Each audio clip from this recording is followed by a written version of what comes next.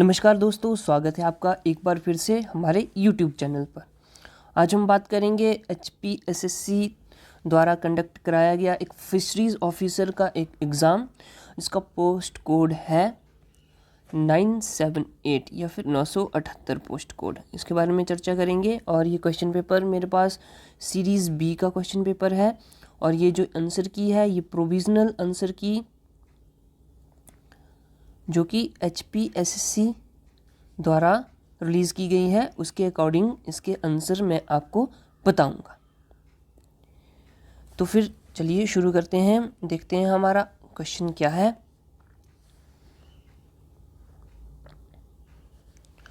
तो यहाँ पे है हमारे पास 59 क्वेश्चन से शुरू करते हैं। व्हाट इज़ की क्या है? एक नदी है, एक हिमनद है, स्थानीय मेला है, एक बौद्ध मठ है। तो हमें पता है, हमने कई बार देखा है कि यह एक बुद्धिस्ट मोनेस्ट्री है या फिर एक बौद्ध मठ है, जो कि कहाँ पे है? हमारे लाहौल स्पीति में है। आगे बात करेंगे नेक्स्ट क्वेश्चन की। बोलता है Losar is a new year festival celebrated in which valley of Himachal Pradesh. Losar Himachal Pradesh की किस घाटी में मनाया जाने वाला नव वर्ष उत्सव है? तो ये चंद्रा घाटी इसका सही आंसर होगा, ऑप्शन नंबर ए। और ये कहाँ है? लाहौल एंड स्पीति। तो लोसर फेस्टिवल लाहौल स्पीति और किन्नौर दोनों जो ज़िले हैं उनमें मनाया जाता है, और यह नए वर्ष के उपलक्ष्य में मनाया जाता है। तो कौन सा? लोसर। आगे है Kangra school of Pahari paintings reached its genius during the region of. Pahari चित्रकला की कांगड़ा शैली किसके शासनकाल में पराकाष्ठ पर पहुंची? इनकी सबसे टॉप पर या फिर चरम सीमा पर। ऑप्शन है हमारे पास संसार चंद, वीर चंद, हमीर चंद या फिर घमंड चंद। इसका सही आंसर है हमारे पास ऑप्शन नंबर ए, संसार चंद। तो 61 का आंसर हो जाएगा हमारे पास संसार चंद। उसके बाद 62 question. In the contest of Himachal Pradesh भेंट भिगारा और क्या है? हिमाचल प्रदेश में के संदर्भ में भेंट और बिहागरा क्या है? लोकल डिशेज, स्थानीय व्यंजन, रिलीजियस सॉन्ग्स, धार्मिक गीत, फोक डांसेस या ट्राइब्स, लोक नृत्य और जनजातियाँ। तो ये हमारे पास इसका आंसर होगा ऑप्शन नंबर बी, धार्मिक गीत। इसका आंसर होगा option B, religious songs. Next हमारे पास the Pasteur institute founded in 1900 AD is located at which place in Himachal Pradesh. 1900 ईस्वी में स्थानीय पास्चर इंस्टीट्यूट हिमाचल प्रदेश के किस स्थान पर स्थित है? शिमला, कसौली, मनाली, पालमपुर।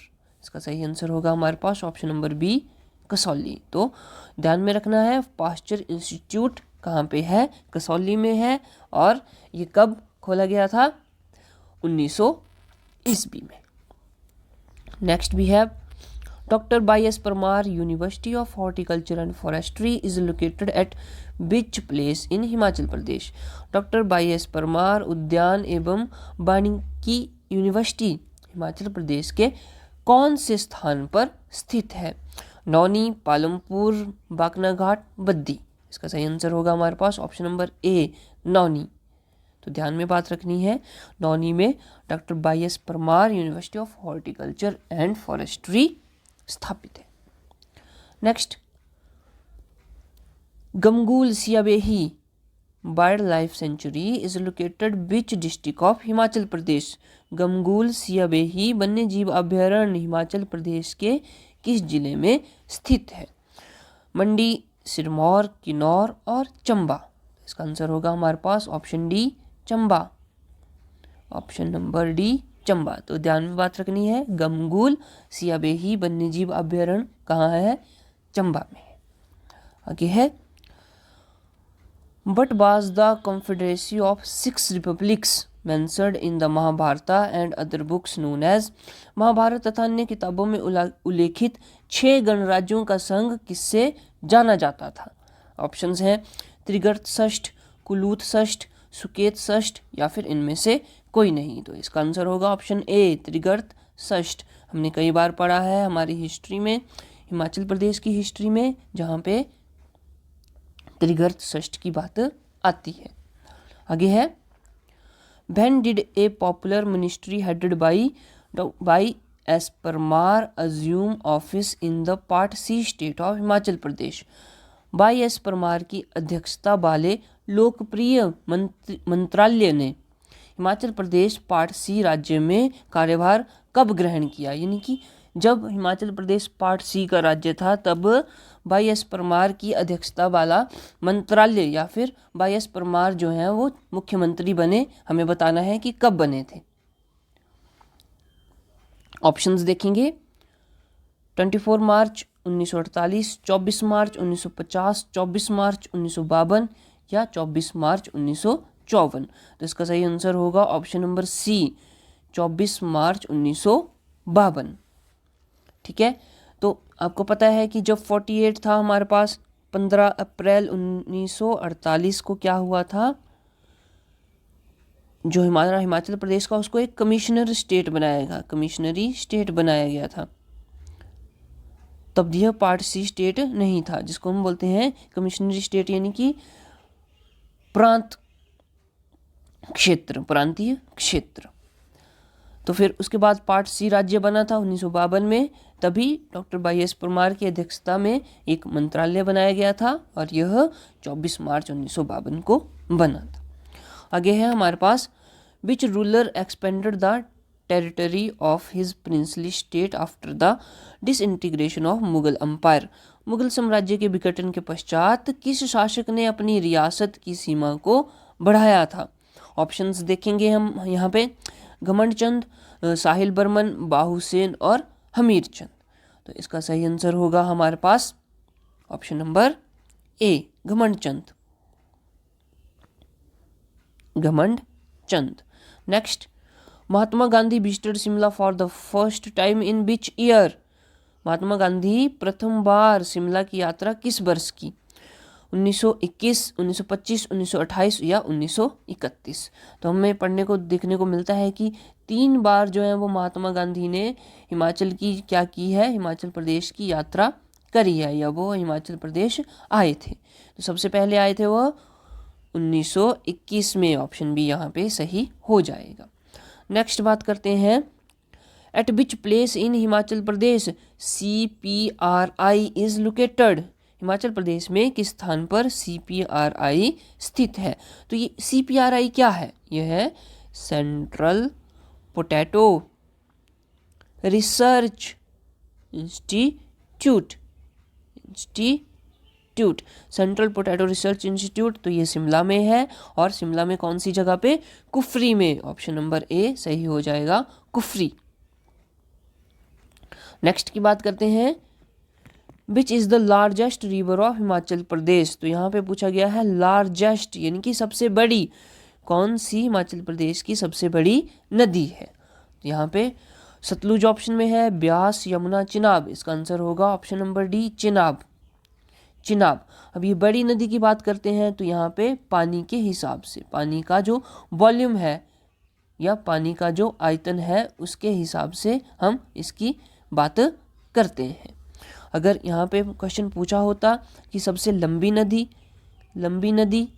या फिर हम बोलेंगे कि longest river of Himachal Pradesh, तो फिर वो हमने लिखना था सतलज, या फिर सतलज पे हमने टिक लगाना था। ये बातें ध्यान में रखने वाली हैं क्योंकि इसमें बहुत सारी कन्फ्यूज़न जो है वो होती है। बढ़ते हैं नेक्स्ट क्वेश्चन की ओर। Dal lake is located at which place in Himachal Pradesh. Dal lake Himachal Pradesh के किस स्थान पर स्थित है? तो हमें पता है कि यह है कांगड़ा जिले में, और कांगड़ा में धर्मशाला में। तो ऑप्शन ए यहाँ पे सही हो जाएगा। आगे है, which district of Himachal Pradesh has lowest population. Himachal Pradesh के किस जिले में सबसे कम जनसंख्या है? किन्नौर, लाहौल स्पीति, बिलासपुर, हमीरपुर। इसका सही आंसर होगा option number B, Lahaul Spiti. तो सबसे कम है लाहौल स्पीति में, और सबसे ज़्यादा कहाँ है? सबसे ज़्यादा है कांगड़ा में, कांगड़ा। जनसंख्या। नेक्स्ट है palaeolithic remains have been discovered in, पूरा पाषाण अवशेष किसमें पाए गए हैं? ऑप्शंस हैं लखनऊ, कलकत्ता, पंजाब, बेल्लारी। तो हमारे पास 74 का आंसर है Bellary. Bellary is a correct answer. Next, right belief, right knowledge, right action are the 3 jewels. ये बहुत ही इंपॉर्टेंट है, 3 ज्वेल्स ऑफ। तो हमें बताना है सम्यक दर्शन, सम्यक ज्ञान, सम्यक चरित्र, यह किसके 3 रत्न है? ऑप्शंस देखेंगे सभ्यत, जैन, बौद्ध या कबीरपंथी। तो इसका हमारे पास सही आंसर होगा जैन। तो ये है जैन धर्म से संबंधित है 3 रत्न या फिर 3 ज्वेल्स, जो क्या क्या है? सम्यक दर्शन, सम्यक ज्ञान और सम्यक चरित्र।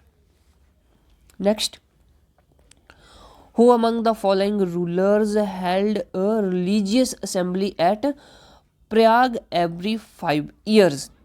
तो निम्नलिखित में से कौन सा शासक प्रति 5 वर्ष पर प्रयागराज में एक धार्मिक सभा का आयोजन करता था? तो ऑप्शंस देखेंगे अशोक, हर्षवर्धन, कनिष्क या फिर चंद्रगुप्त। तो इसमें से हमारे पास सही आंसर क्या होगा? Harshavardhan. Option number C, Harshavardhan. तो हर्षवर्धन ही वही शासक है जो प्रति 5 वर्ष प्रयागराज में एक धार्मिक सभा का आयोजन करता था। नेक्स्ट क्वेश्चन हमारे पास, the system of philosophy which the name of Kapila is prominently associated is.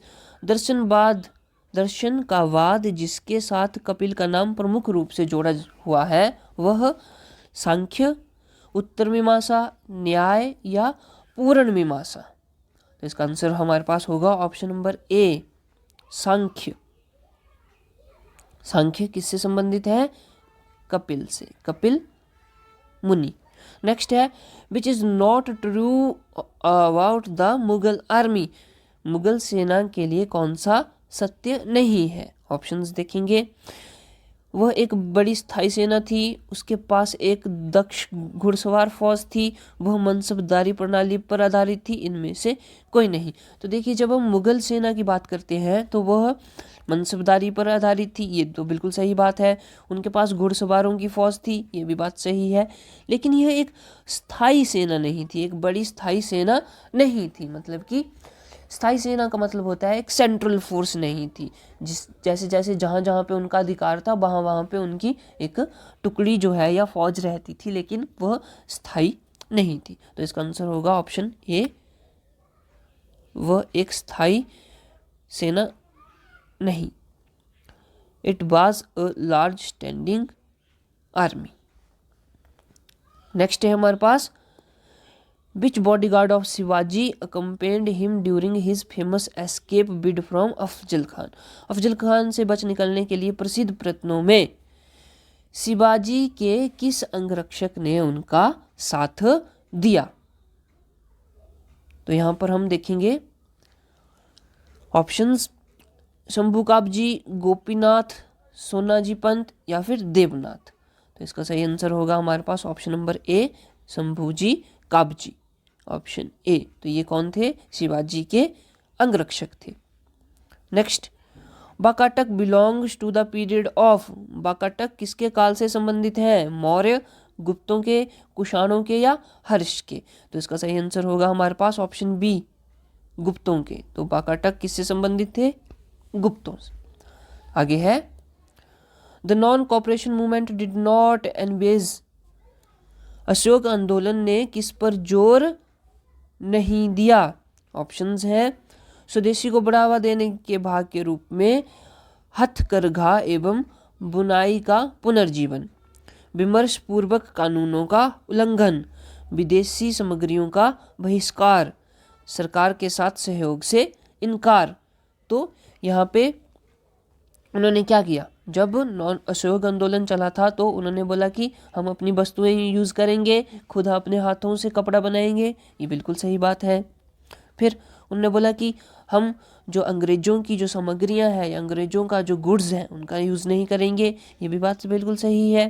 फिर उसके बाद सरकार के साथ सहयोग से इनकार।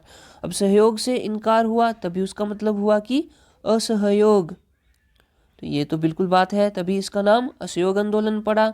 लेकिन जो विमर्श पूर्वक कानूनों का उल्लंघन था वो इसमें शामिल नहीं था या इस पे जोर नहीं दिया था, तो ऑप्शन बी यहाँ पे सही हो जाएगा। आगे है next question, abandonment of the policy of annexation and aggrandizement towards Indian states came under the. भारतीय राज्य के प्रति समामेलन तथा निवर्धन की नीति का परित्याग किसके अंतर्गत आया या फिर हुआ।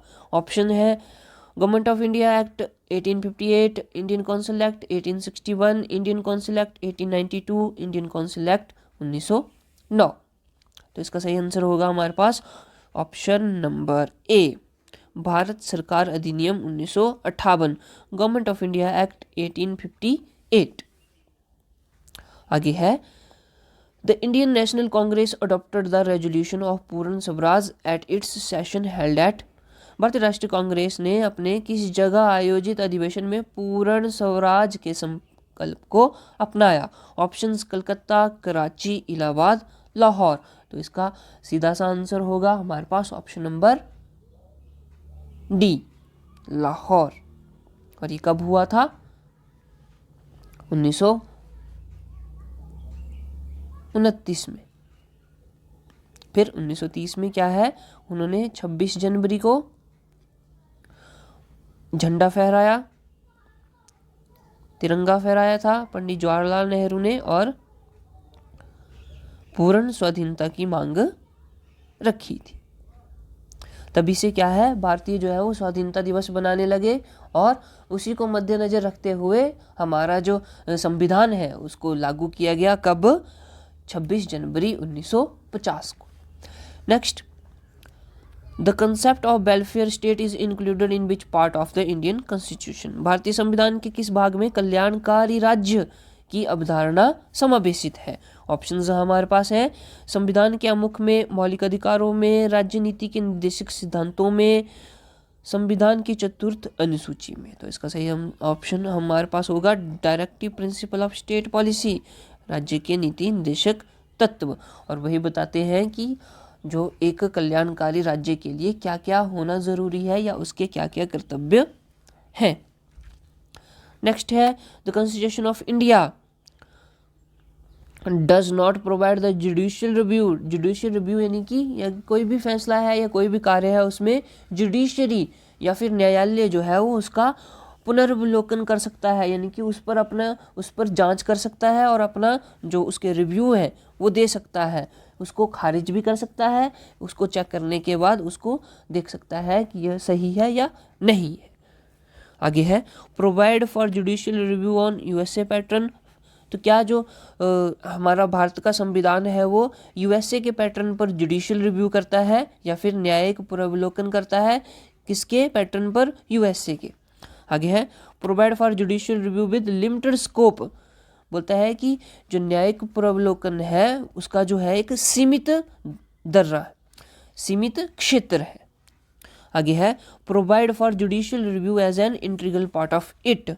बोल रहा है कि पूरे देश के लिए एक ही क्या है, न्यायिक पुनर्विलोकन है, यानी कि जो हमारा न्यायालय है उसके पास पूरी की पूरी शक्ति है कि वो किसी भी मामले में पुनर्विलोकन, न्यायिक पुनर्विलोकन कर सकता है। तो यहाँ पर हमारे पास इसका क्या सही आंसर होगा? Option number D, provides for judicial review as an integral part of it. Integral part मतलब कि अविभाज्य भाग, जिसको तोड़ा नहीं जा सकता है। नेक्स्ट है minimum age to become member of Rajya Sabha is. Rajya Sabha का सदस्य बनने के लिए न्यूनतम आयु, तो ये तो आपको पता है 30 बरस। 30 बरस। अगर हम 25 ईयर्स की बात करें तो ये लोकसभा के लिए 21 वर्ष की बात करें तो ये पंचायत के लिए, और 18 वर्ष की बात करें तो ये वोटिंग एज। नेक्स्ट है an individual who is not a member of either house of parliament can be appointed a member of council of minister, but he has to become a member of either house within a period of।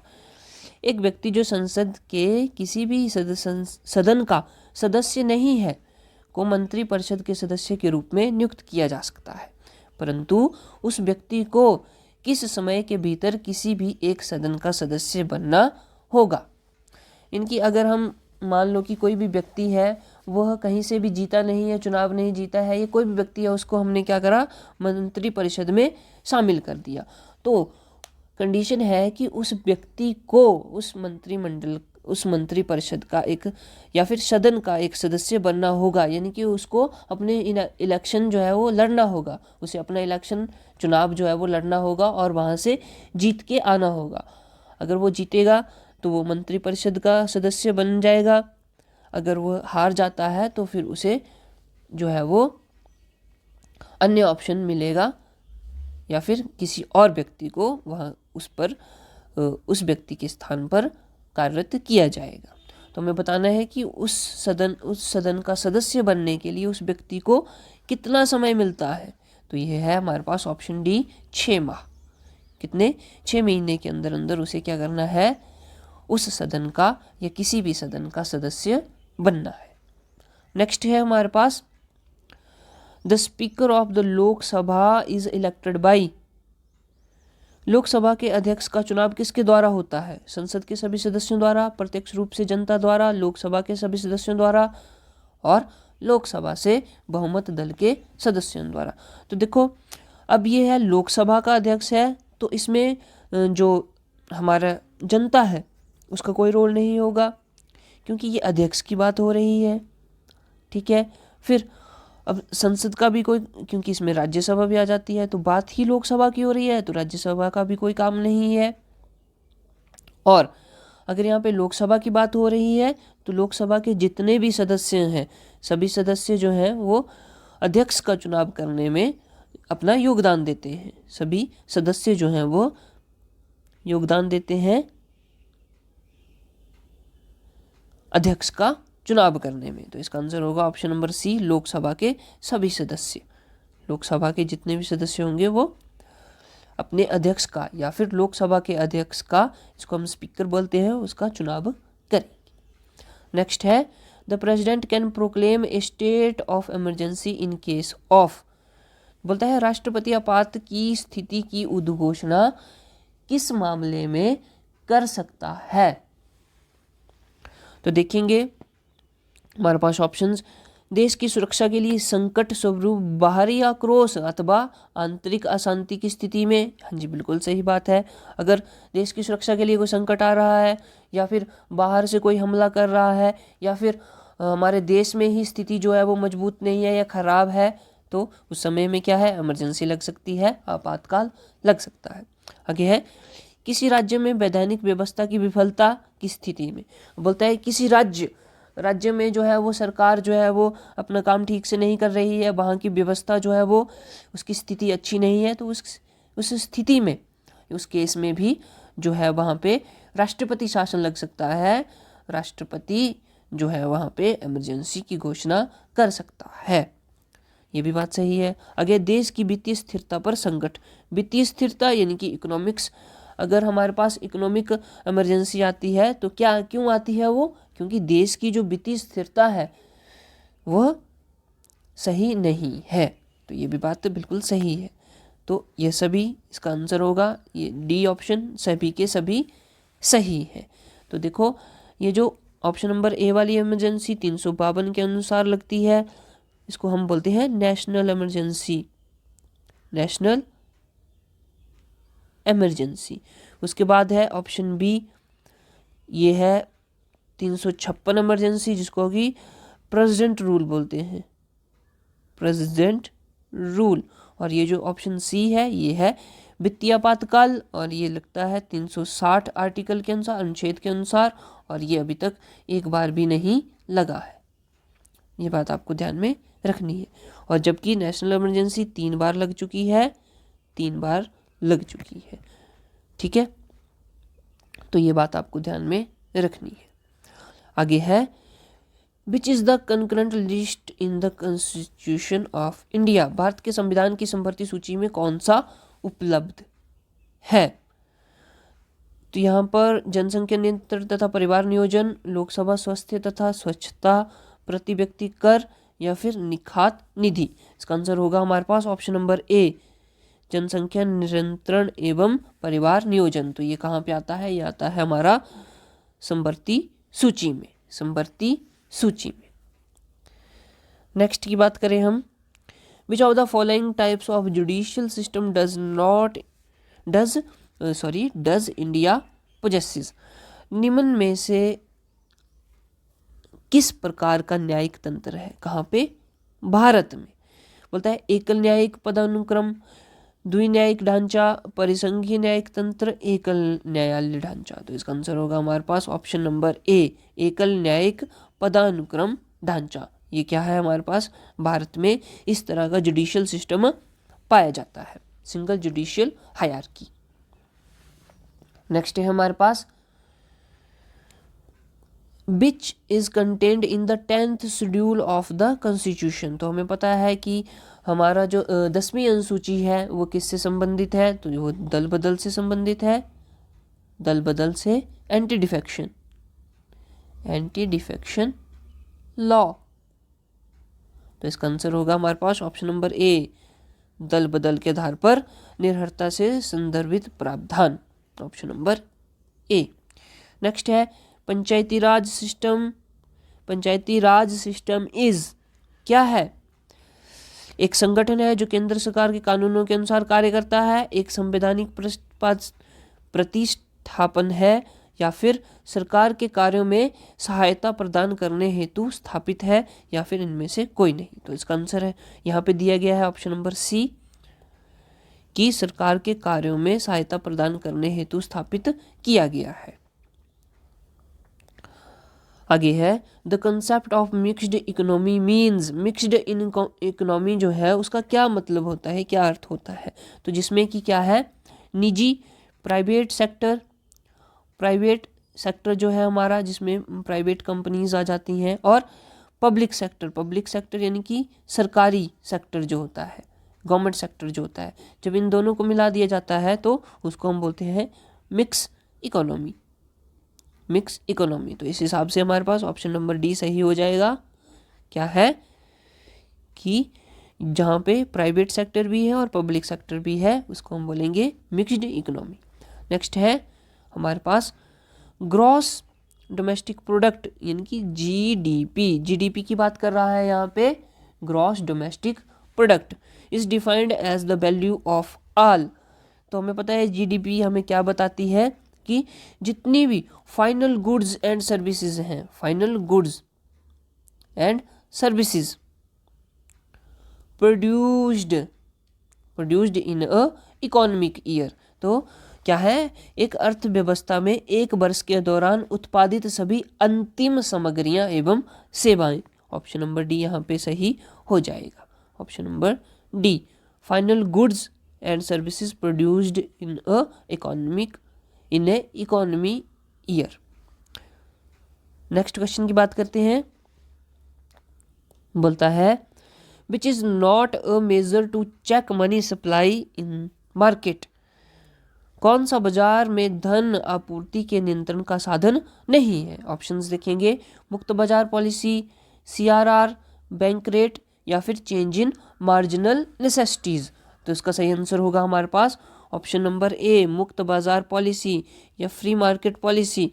तो इससे हमें पता नहीं लगता है कि बाजार में धन जो है वो कितना है, या उसको कंट्रोल नहीं कर सकते हैं। सीआरआर, बैंक रेट और मार्जिनल नेसेसिटीज में चेंज करना, इससे क्या है, हम मार्केट को कंट्रोल कर सकते हैं, हम यानी कि आरबीआई या फिर सरकार। नेक्स्ट है डिसइन्वेस्टमेंट क्या होता है। जब भी कोई गवर्नमेंट कंपनी है, ठीक है, वो अपने शेयर किसी कंपनी से वापस ले लेती है। मान लो कि गवर्नमेंट के पास LIC कंपनी में है 70% शेयर्स। अब क्या है, कंपनी को लगता है कि जो गवर्नमेंट को लगता है कि इसे शेयर बेचने से हमें फ़ायदा होगा, और वो जो भी पैसा शेयर बेचने के बाद आएगा वो हम कहीं भी यूज़ कर सकते हैं, डेवलपमेंट में, विकास में, या फिर किसी भी स्कीम में। तो गवर्नमेंट क्या करती है, वहाँ से 70% में से अपने 20%, या फिर हम बोलेंगे कि 15% शेयर जो है वो बेच देती है, शोल्ड बेच देती है। तो ये जो 15% शेयर उन्होंने बेचे, उसको ही हम बोलेंगे off loading of government shares to private companies. तो उन्होंने किसको बेचे, किसी अन्य व्यक्ति को बेचे जो कि प्राइवेट कंपनी है। तो ये होती है डिसइन्वेस्टमेंट। तो इसका आंसर होगा option number B, off loading of government shares to private companies. आगे है इनडायरेक्ट टैक्स मीन्स। तो इनडायरेक्ट टैक्स का क्या मतलब है हमारे पास,